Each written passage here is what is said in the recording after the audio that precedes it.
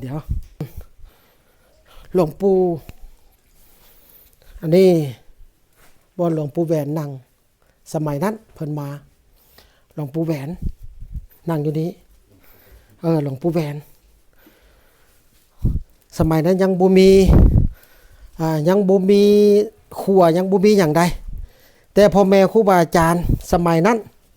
เฮานี่เป็นได้ย่อน้อยอายุ13ปียะทาน9พุทธวงศ์อุปสากับเรายะทานมีจิตสิงหาราชประมุของค์ที่3กับเราเพิ่นกับพระอาจารย์มาเล่าเบิ่งแต่ละบอนอันนี้มาฮอดนี่เจจีพ่อแม่ครูบาอาจารย์เป็นอย่างเพิ่นค่อยมาเพราะว่าเป็นที่ปฏิบัติธรรมเป็นที่สงบที่สุดเป็นประวัติศาสตร์อันนี้ที่จะทาน9พุทธวงศ์อุปสาอาจารย์เราหลวงปู่ขาวนั่งนี่หลวงปู่ขาวนั่งอันนี้พออุปสาอาจารย์เพิ่นพามาจะเป็นจะน้อยเพิ่นก็พามาจะเป็นอุปสาอาจารย์เพิ่นก็พามาบอนเทิงพี่บัดนี้สถานเทิงที่ฐานเทิงบอนเทิงหันบอนเทิงหันน่ะเป็นหลวงปู่ทวดเหยียบน้ำทะเลจืดหลวงปู่ทวดมุมนะฮะหันบุญรูปหันบนนั้นนะบนพันดังทิ้งยัดอันนี้เป็นยาทาน9พุทธวงศ์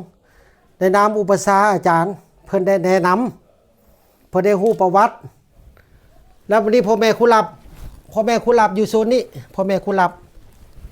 นี่โซนนี้พ่อแม่ครูหลับสมเด็จลุ้นนั่งอยู่พุ่นสมเด็จลุ้นก้อนหินนะสมเด็จลุ้นสมเด็จลุ้มอันนี้พ่อแม่ครูหลับนะสมเด็จลุ้มนั่งอยู่หันจากพ่อแม่ครูบาอาจารย์ได้เล่าอาจารย์ก็ได้นำเป็นเจ้าน้อยสมัยนั้นปี1987นี่เฮาเป็นเจ้าน้อยฟังเพิ่นเล่าและกันแล้วเราตามนั้นมาพ่อแม่เพิ่นมีข้อมูลอย่างนี้เพิ่นก็ไปเบิดแล้วเนาะมาพี่ต่อมาดิแต่ว่าป้ายหลุดไปแล้วป้ายนะสิได้ให้ลูกศิษย์เอาป้ายมาใส่เพราะว่าได้บันทึกไว้แล้วนี่ตัวนี้ทาน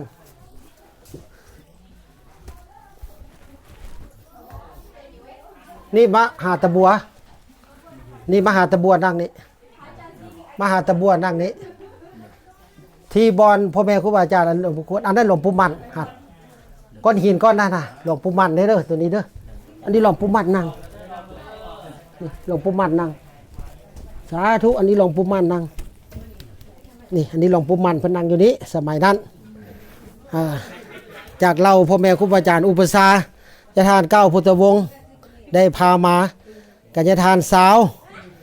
จะทาน9พุทธวงศ์เจ้าที่การวัดเสียงยืนจะทานสาววัดพลไซได้เราเหมือนกัน2วงแล้วจะทานตันวรราชอยู่วัดดงปลานได้เล่าให้ฟังอาจารย์ในน้ำเป็นเจ้าน้อยก็ได้ติดตามพ่อแม่ครูบาอาจารย์มาแบบนี้นะจะได้มาฮอดทุกมื้อนี้เริ่มแต่ปี1987เป็นเจ้าน้อยมาเพิ่นได้พามาศึกษาหำเฮียนวิชาพ่อแม่ครูบาอาจารย์อยู่นี้นะก็เป็นบุญเนาะตอนบอนนี่ก็เป็นหลวงพ่อคูณนั่งบอนนี้บนหลวงพ่อคูณนั่งนี่อันนี้บอนนี้หลวงพ่อคูณนั่งแต่ว่าป้ายก็เฮ็ดไว้แล้วลุดไปทางใดบ่ฮู้ละป้ายเนาะอันนี้ก็ขออนุโมทนาเด้อได้ยินเห็นคลิปแล้วก็เป็นบุญเป็นกุศลนะบัดนี้เถิดฮะ